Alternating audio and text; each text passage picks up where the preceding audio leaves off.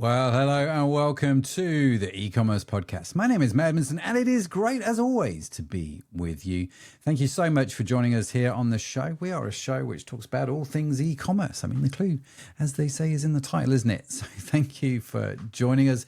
If you are new, let me just explain that if you want to find out anything about the show, about the links to today's guest, the notes, the other stuff we get up to, everything, of course, is on our website, ecommercepodcast.net. That's ecommercepodcast.net. You can find everything there, including information about Cohort, which are our free monthly kind of get-togethers with other e-commerces around the world. We just all jump on Zoom and we all have a chat about how it's all going. They are great fun, loving that. Of course, you'll also find information about Slingshot AI Mentor, the new thing that we're launching. If you're wanting to get involved in AI and e-commerce, that's something you're definitely going to want to go check out. Some incredible stuff going on there. Of course, I'm going to say that I'm involved with it, but I genuinely go check it out. Again, all of that information is at ecommercepodcast.net. And before we get into this week's episode with our guest, let me just say a big thank you to everyone that's reached out to me since our last episode about the Instagram stuff. So we've made some interesting developments here around the Instagram. It is still going ahead. It's still going forward. We are starting to enjoy this rather than endure it, I think is maybe the right expression. Anyway, I just wanted to say thank you to anyone that's reached out, given me some advice, which has been super helpful. A lot of you guys have given me some great advice. And also just connecting with me and bigging me up in the messages. You're legends. Thank you for the encouragement. I really do appreciate it. If you want to know more about that, check out last week's episode where I talk about the Instagram challenge, or just come follow me on Instagram at Matt Edmundson. Anyway, that's enough for me. I've probably talked enough, Matthew. Yes, I probably have. Let's get into the episode with today's guest. Now, we've got Leo from River Plate, who's a 3PL expert. He does everything logistics, based in Southern California, say that right. They are a great company. If you're looking for something 3PL wise, you might want to reach out to him. Listen to what he's got to say. We have this great conversation. Now, full disclosure, I am recording the introduction after the conversation, which is not something I normally do. Normally, I just record the whole thing in one go. I would like to sit here and tell you it's because I intentionally did it, and it's not true at all. It's because we had a bit of a technical malfunction. We've had a few technical malfunction breakdowns today. So we're going to jump straight into the conversation. So yes, Leo introduced himself. He's a 3PL expert, great in logistics, helping with supply side chains and international deliveries and all that kind of good stuff. So we're going to get into a great conversation. We're talking about tariffs. We're talking... Oh gosh, are we talking about tariffs? We even bring up Brexit at one point, where the world's all going and how you can save like $2 or $3 per parcel you ship. All of that is coming up, so definitely stay tuned. Grab your notebooks. Here's my conversation with Leo. So it's fair to say, Leo, that you're obviously quite well versed in the areas of 3PL and logistics. I'm curious, a question I like to ask all the guests right at the start of the show, given this is your area of expertise is logistics, moving a parcel from point A to point B and getting it into the hands of the customers. If you could wave a magic wand and solve the biggest single problem that you come across in that field, what would that problem be that you would solve and why? Well, I'm going to answer that question is going to be directed specifically to wave that magic wand for the brand that I see to where there is a challenge that is often reviewed, talked about, is how do they figure out the right amount of inventory to keep within the facility and when to replenish, along with recognizing when specific SKUs or levels of inventory are just not selling through the velocity that they expect, and then how they're going to move that through other channels. So if they can, a lot of it is if they had, they're able to predict or have that magic wand or crystal ball to make those decisions, but it could probably save them a lot of money. But there is, now so many tools available. Obviously, big buzzword there. AI can help with that proactively to identify and help you make decisions. So as you can, not sit there and collect storage fees or have items go obsolete or expire or have other type of issues. Yeah. So I'm curious about this then, Leo, that if the biggest issue is to figure out inventory or stock, however we want to pronounce it, are we predominantly over ordering stock, or are we not ordering enough? Yeah, so it's a great question there. And let me start with it. It's the first one that just came to mind because it's just a recent topic with a lot of different brands lately. I don't know if it's the biggest one, but it is, up there that I've still, we see regularly. But to go back to answer your question, it's, the landscape has changed, and it's always evolving and changing. That's ever since I've been here. There's always something in, logistics or supply chain. And as a 3PL, a lot of times we're essentially the last ones to touch, the physical goods before, it then goes out to, into the commerce world, into, either the consumer itself, drop shipped to them, or, to a distribution center, retailer, wholesaler, right? But what I mean by, it changes is like, well, we had COVID happen, right? And then, jams up in supply chain, right? So there was, what were brands looking at? They were looking at, okay, can I, bring in a ton of product? Am I going to have some clogs in, ocean imports? Air shipments, prices skyrocketed. Do I bring it in one shot? Then things calmed down after that. Then for a while, there was a lot of brands that, sat with a lot of extra stock, a ton of extra stock sitting here, right? Because they want to keep paying those, heavy import fees, or just freight in general, right? That calmed down. Then we obviously see, challenges more recently in the past, couple of years right now, or is with the increases in specific tariff codes, right, within specific products. There is a lot of challenges there to where, okay, now are they careful with how much inventory they're bringing, how they're classifying inventory? They're maybe doing smaller, instead of doing full 40 foot containers, they're doing LCL. So smaller shipments where they're consolidating with other companies or brands or products, right? Bringing in pallets. So that's a long answer here, but it's you're seeing on both ends. We're seeing to then, and then it's buyers. So, consumer market, it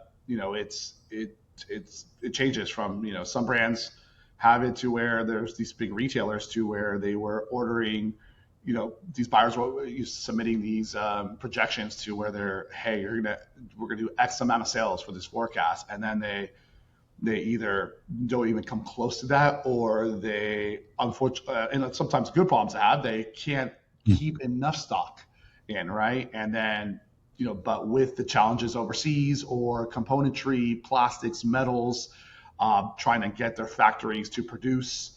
Those lead times all of a sudden, we've seen have extended, sometimes we saw from 3 to 4 weeks, to when it gets put onto a boat, they're seeing, 8 to 12 weeks. So you do see it on both ends.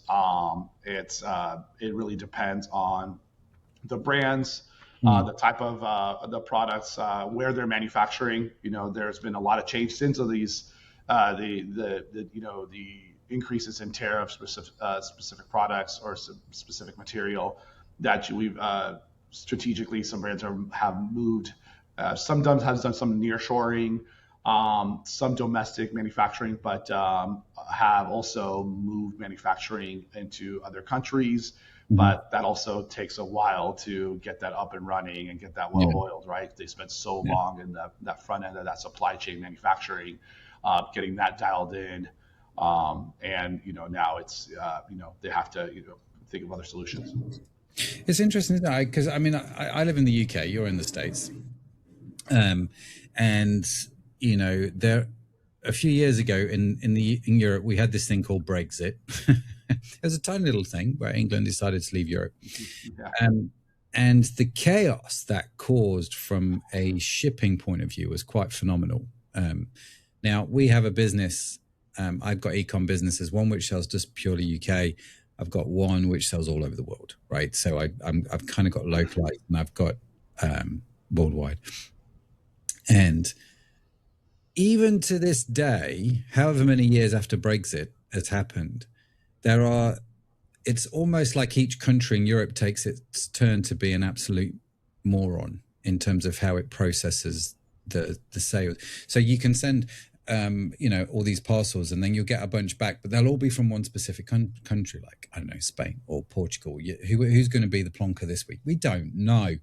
But it kind of rotates and it goes around. Sometimes it's Germany, sometimes it's France, and they just send everything back because they can. And eventually we figured out a way to sort of pay the extra import duties, but it's still not working even after all these years. I am curious in the States. As soon as I heard about the tariffs thing, I'm thinking this is going to be another Brexit sort of fiasco where organizations and agencies, tax officers, every man and his dog involved in the chain is not going to have a clue on what they're supposed to do. Is it like that? Is it cleared up? Is there clarity now around the tariffs, or is it still quite complicated?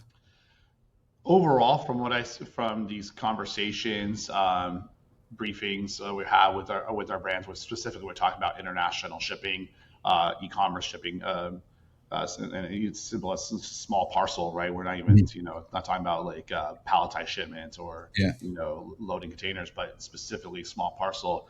There's still gray area. They have it's been last year and a half. It's been a moving target. And more specific to your question, you have these regulations or specific codes that apply that from country to country. It's hard. It's not easy to identify. A lot of these brands will come to us and then they're just like, okay, we want to do international shipping. It's like, let's be maybe a little bit more pointed there, right? You have so let's take for example, beauty brands, right? There's some countries that are very strict with cosmetics or anything that's applied to your skin, like skincare brands. Like Italy, Spain. There's even to our neighbor down here in Mexico.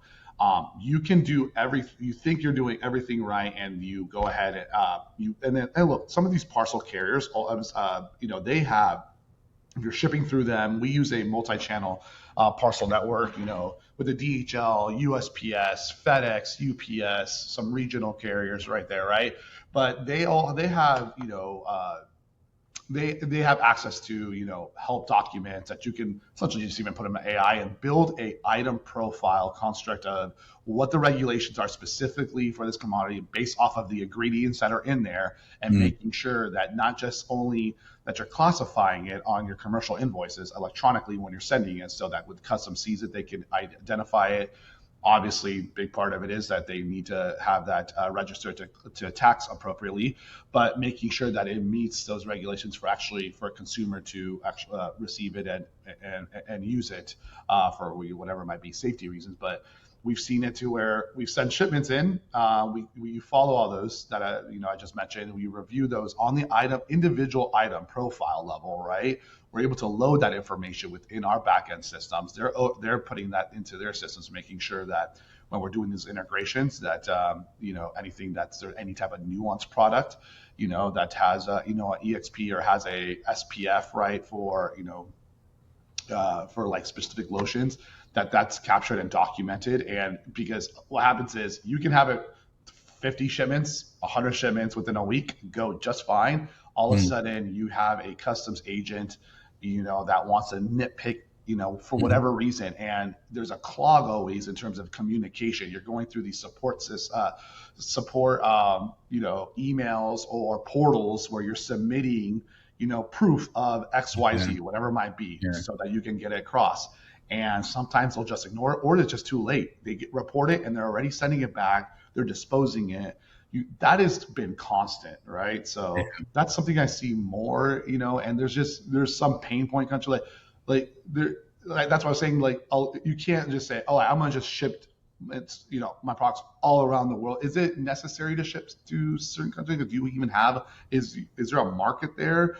A lot of clients, the ones that, really focus, they'll do, first open it up to 3-4 different countries. We see obviously our neighbors up north. We do most of our international business is going to Canada, then like essentially UK, Australia is tied second or third. And, those are a little bit, more well versed. We have those, those workflows and all those systems set up properly. But you have some countries that are just, I don't know if they have that customs infrastructure set up properly to do so, or they are going to just nitpick to tax you or figure out, other ways to monetize. It's strange. We've seen some weird, or they're going to put your harmonized code, your tariff code to classify it to something that doesn't even apply to your product. But at that point, your product's stuck in their country in customs, doesn't get to the consumer. And then if you do that enough, well, in today's day and age where you can easily just leave a review, they're going to blame it on the brand, and then you have bad reviews. So being a little bit more careful on, just saying, oh, we're just going to do international shipping and just fire away. Like, yes, you want to lean on your 3PL to go ahead and have that, dynamic conversation of, what, on your specific product goals, but really just making sure that from even at the point of manufacturing that you have the, correct packaging language on there. As well as making sure that you're submitting the proper documents to that country to register for taxation as well. It's an interesting point you raise, because it seems to be that free global trade is not actually that free, and it can be done. It's just not as straightforward, right? And you've got to now have this thinking, this sort of joined up thinking end to end, from the point of design and manufacture. Like you say, the box needs to say the right thing. I need to make sure that the box is actually made out of the right stuff if I want to ship over here to this country, right? Because they have some quite strong restrictions on how we do that.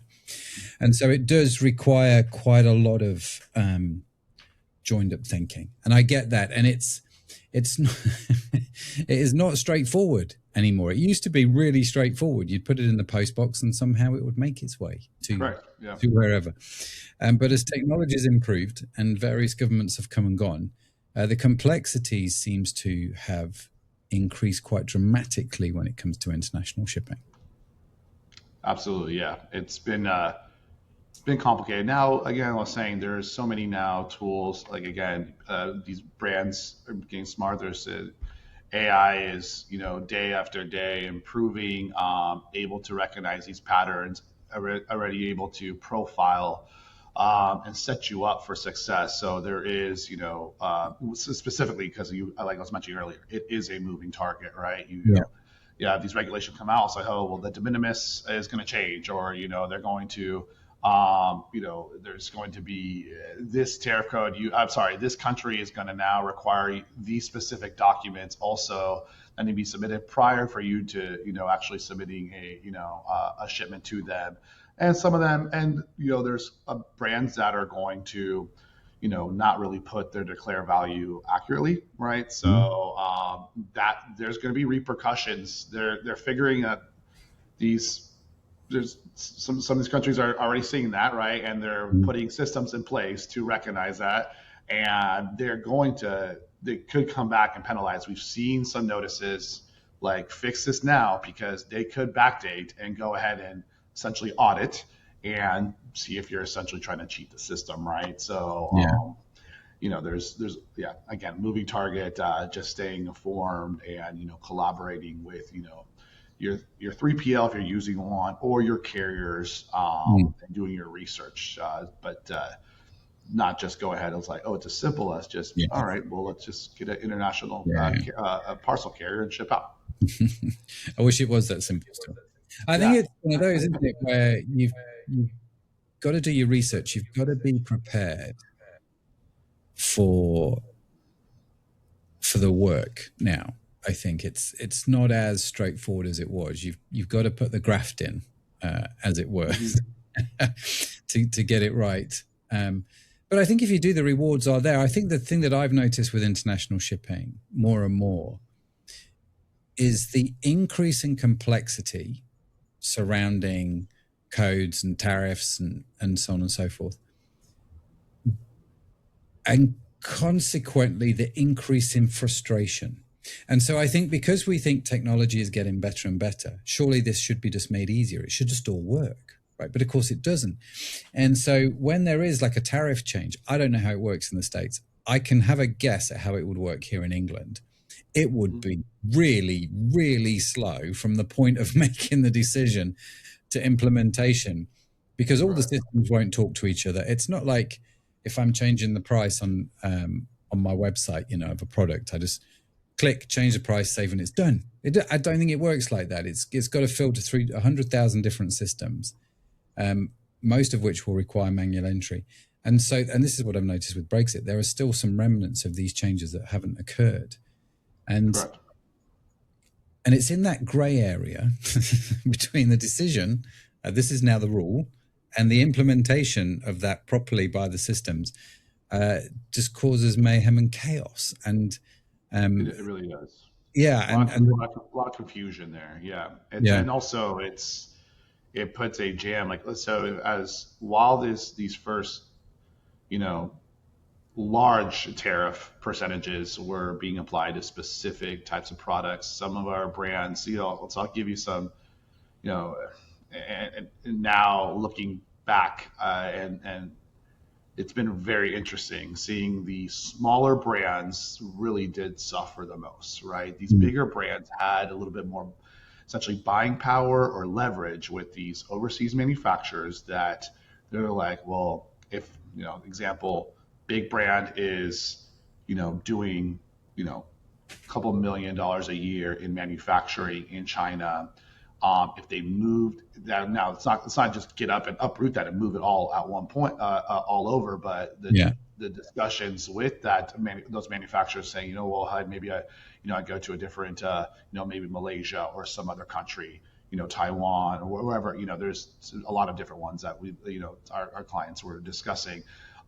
They were able to, as soon as that kind of almost, and this are from firsthand discussions that I've from the logistics and procurement teams over there, and teams that are discussing directly with those manufacturers. They're like, no, let's work together. What can we do? Can we, we'll lower. Of course, first thing is, okay, can we lower the per unit rate, for manufacturing? Those are one of them that they had some advantages to.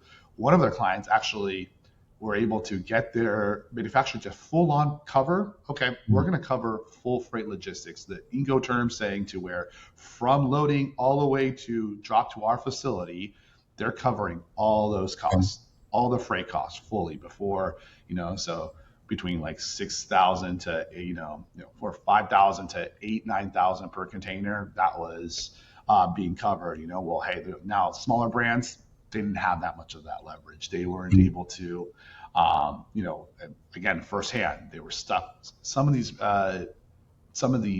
the manufacturer, they invested a lot of money into getting this done overseas, and then they're essentially getting stuck because they also had a retail business, and for them to move it and inject it into the States and then pay those tariffs, it was so high. And then now those retail partners that they're going to do distribution for, they're like, hey, hold off, or we might need to cancel half that PO. But wait, I already produced it, and now they were banking on those big POs, right? They were, and it's.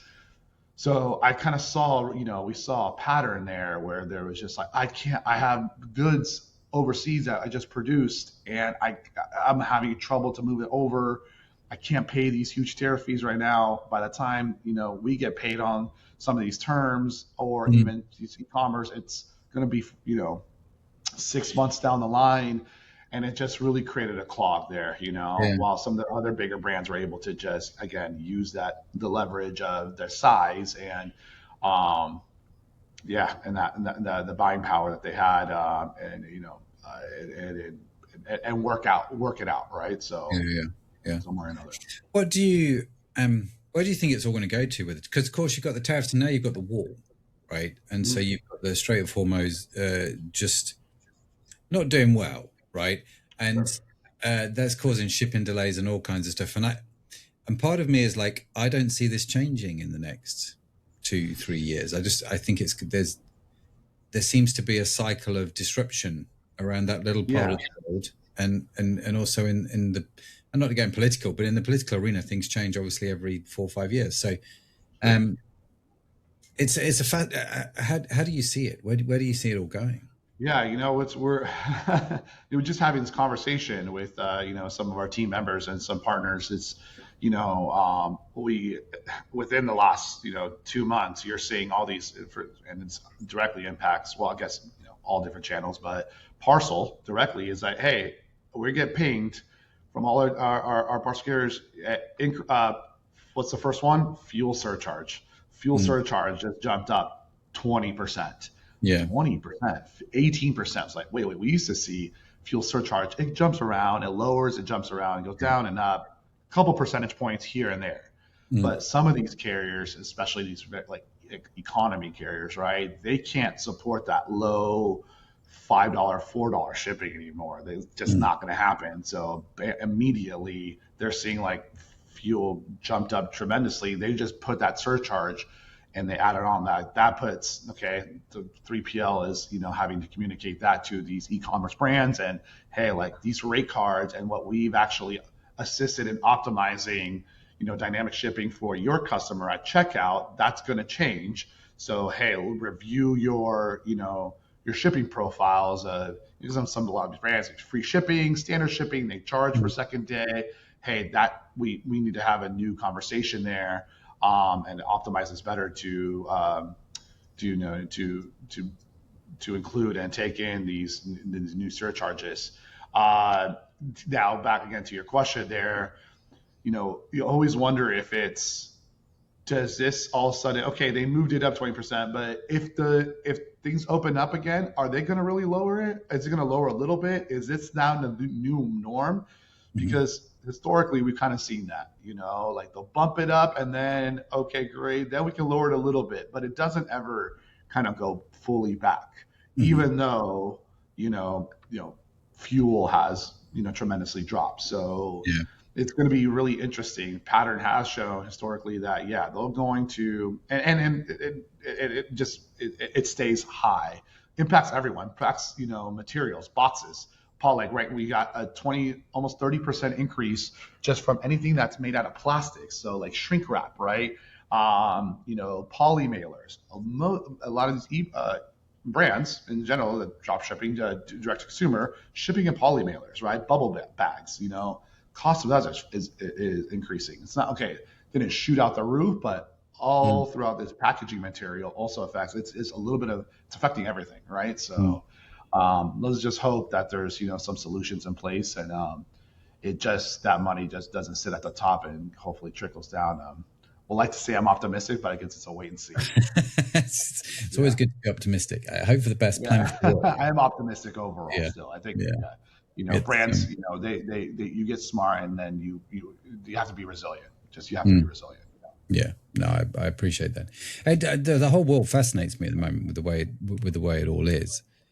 Do you see more and more businesses going, I've just had enough of all of this. I'm just like in the States, I'm just going to sell to US businesses now because it's just way too complicated. Because I've seen a lot of businesses outside of the US going, I'm not shipping to the US anymore. That's just ridiculous. It's interesting. We've gotten, have been receiving actually more of an influx of inquiries, requests for proposals coming through, directly as, emails or directly through our website.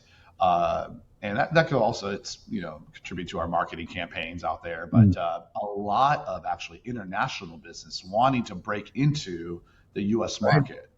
Right. So not as much as the brands excited to, from the U.S. ship out, right? So I still see quite a bit that there's still, commerce is moving, businesses are still, it's impactful, but it's, everything that we just talked about, but we still see that, there's brands just strategizing around and build it into their pricing. But Mm. a lot of it is actually looking at, there's just a lot of these exercises, a lot of research, benchmarking, and there's so many other aspects of where these brands need to look at in terms of to protect their margins. Really, there's a lot of ways that it's just paying a lot of attention, a lot of collaboration with their 3PLs, but and starting from that manufacturing point to where who are your customers going to be? Why are you packaging these in specific case packs that are not going to make sense for injection into either, to your facility, to your Yeah. 3PL, or if you're going to if you're focusing direct to consumer, why are you putting all these inner packs and all this extra packaging material when they're just Yeah. all going to be broken down and you're going to get a ton of different fees there? Are you really spending the time to engage with your shipping partner or your 3PL to really dial in those, because shipping costs are a big part of, sometimes the shipping costs are more than what your fulfillment fees is on a per order basis. Mm. Are you just say, okay, yeah, just put it into whatever, or the 3PL doesn't engage far enough to like put it into a 6x6x6 carton, right? And then you have void fill in there. It's like you just went into different type of tiers of shipping where you could have saved $2 to $3 per package. Mm. Or using a multi-channel network where they're rate shopping based off of the specs. Cartonization is a huge one. What I mean by cartonization is these transportation management programs, TMSs with logic, business rules, AI now obviously built into them, are able to understand the net dimensions and net weight of your product along with other products within the category of shipping and optimize that to put it into the best type of shipper so that to keep it as Yeah. lowest cost as possible. Yeah. For a lot of these brands, they're doing 100 orders a day, 200 orders, 300 orders a day. They're saving $2 per shipment. That adds up. That's Yeah. a margin protector, right? There's other areas to where you can really help your brand succeed there. So it's definitely important. It's an interesting one, isn't it? I think there's a bunch of people I know who just sell one or two products, and so they kind of like, well, I don't need AI to tell me what size box to put this in. But I mean, just the other day, it's a standard joke with Amazon, isn't it? We had a parcel arrive from Amazon.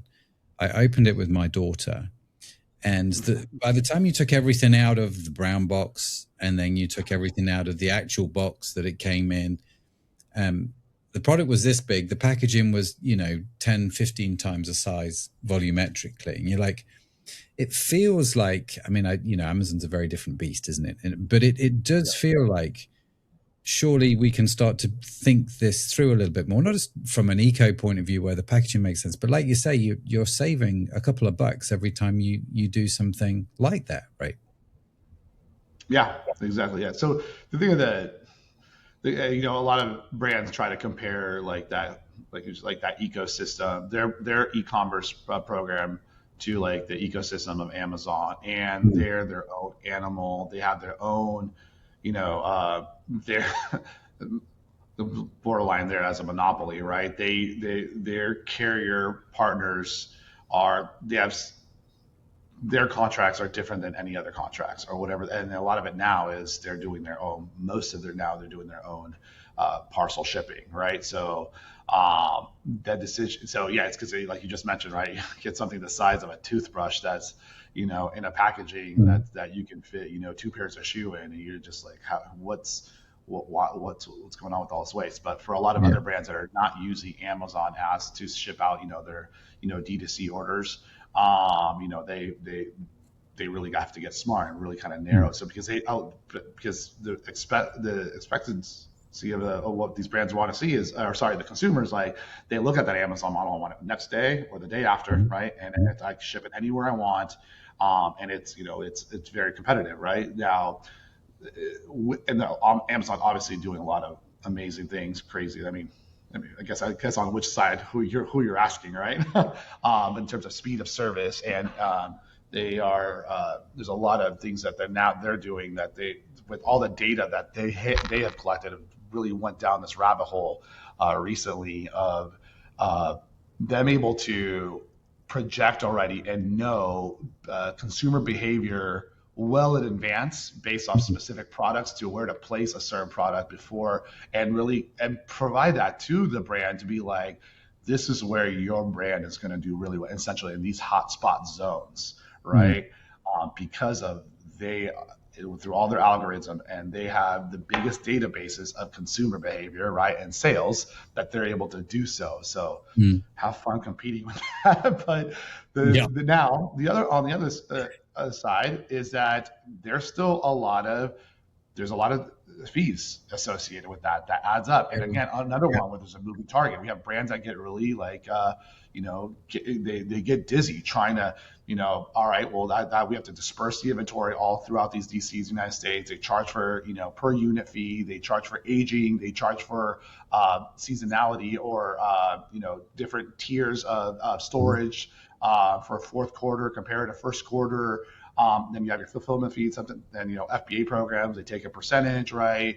You have the marketing platform, like on marketing fees, if you go in, you opt into certain things. So is it a channel that brands like, yes, obviously one of the most powerful marketplaces in the whole world, or is the most powerful marketplace? But is it the multi-channel, like having your own, e-com, or driving traffic through other websites, diversifying that is, and really fine-tuning those programs so that you can have a little bit more control of predictability, is something that we're seeing a lot more engagement with our accounts, and helping them succeed. Because they don't know really, with so much they focus on Amazon, but it's like they're changing fees, and they're certain, Yeah. they're just they just added, I just saw on May 2nd, earlier this month, they added a additional surcharge thing, like exactly quote me on this, I think it was around 3.5% on another fuel surcharge that wasn't there before, additional, right? So they'll sneak them in there. Well, they know how to add their fees. Amazon, they know how to charge. That's for sure. And It's impressive. That's one word for it. Sure. Impressive they get away with it. So yeah, maybe that's another option. Yeah. I mean, it's a whole nother episode. Like, should you build a business that is totally reliant on the Amazon ecosystem? I think the answer lies in terms of how long you want to be around, really. Yeah. But you can't deny what they've done. And actually, it's challenged, like in the UK, it's challenged the couriers that are here to up their game, right? Because Amazon have set a standard, and everyone's gone, well, we need to catch up, because people like me are going, I need you to be like Amazon, dude. And if you can't be like Amazon, I'm going to go find someone that can, in terms of the way you deliver this, in terms of speed and efficiency. Yeah. And by the way, I don't want to pay any money for it. I want to pay as much as possible. And I think we've seen, I think England's a slightly different animal to the US, mainly because of the size, right? It's like, it's easier to ship stuff around England when it's, 4 inches wide and 6 inches tall. But it's a little bit more complex when you've got, Australia or the US. I appreciate the size, the landmass is different. But I have been intrigued by, the fact that shipping has got better. I don't know if it is the Amazon effect, or maybe it's just what I've noticed. Yeah, I mean, there's a lot more, even with like you said, the Amazon effect. There's a lot more competition now. A lot of these, and specifically, again, I'm not too sure, internationally, in terms of how that works, in terms of what we consider regional carriers that are really strong in these niche type of shipments or specific zones, and you do zone skipping. So they specialize in, hey, they're going to send it from, Los Angeles specific, then to Chicago, and anywhere in that region. There's or the, states on the outside right there. They're able to give you a crazy rate and take away a lot of these accessorials, right? Because that's something that is big. It's like these remote areas that these clients get hit with, like these like dim factors.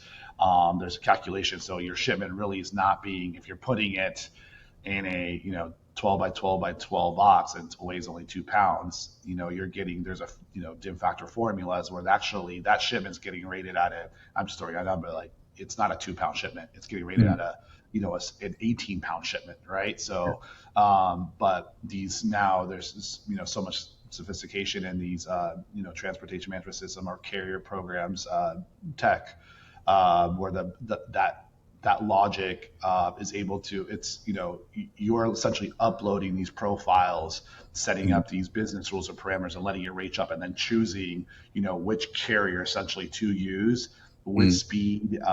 Sometimes you can even send a shipment. I can send it from, Los Angeles to Miami, Florida with one carrier for 5 days, more expensive. I can actually the system's going to recognize it. No, I can actually get it there for 2 days using this specific carrier because that is the specific service carrier and service in that lane is cutting the price half. But if you try to do that in another zip code or another state, not happening. It's not going to be good, right? So having that sophistication with your carrier programs, and there's so many of them now, they're all fighting for the business. Amazon also now went public, right? They're doing their own parcel freight, not just through them. You can actually get contracts and agreements, and they do now their own parcel, like competing with the UPSs, the USPSs, and they're doing, they cut out a lot of these accessorials for now, right? These low rates. So these big FedEx and UPSs, they're seeing that they're now a major. They built up that infrastructure, that freight logistics infrastructure to go ahead and enter that business. Yeah, it was only going to be a matter of time, really. Yeah. And you've been able to do that for a while. You just use Amazon anyway. Leo, listen, I'm aware of the time and I appreciate you've got a hard deadline and we've just been shooting the breeze here about logistics and I've completely lost track, just getting engrossed in the conversation. If people want to find out about you, if they want to connect with you, maybe got some more questions, want to find out about the services that you guys offer, what's the best way to do that? Of course, yeah, you can, really it's reaching out. We have going to our website, putting an RP, contacting the sales at riverplateinc.com. Our website is www.riverplateinc.com. There's bots in there. There's you can go in there and chat with us directly. Reach out to us on our socials. Riverplate Inc. on Instagram as well as LinkedIn. You can multiple ways you can reach out. Feel free. We actually are pretty open to even taking those phone calls, and we can chat. We're not that business also that are going to look something. Talk to me directly. It might not be like right at the moment, but our team will take that message and send it through, and it will it will organize in my schedule, and we can chat more. And a lot of times is to find out that if I can provide business with value, they take that as like, hey, that's outside of what these other companies don't do maybe as much. It's just like, hey, we want to just first see all these volumes. We want to see what you're doing. Let's have a conversation. 5-10 minute conversation doesn't hurt, whether it's a fit or not. But if you want to learn more, feel free and reach out. There's fantastic. We're available. We will, of course, put Leo's links in the show notes, which you can get just by scrolling down on your podcast app or looking in the description in the YouTube channel. Of course, it will all be on the website at ecommercepodcast.net under this episode as well. But Leo, before you rush off, man, thank you so much for joining us. Really appreciate you coming on the show. It's been a great conversation. Thank you. Thank you so much, Matt. Appreciate it. Thank you, listeners. Okay.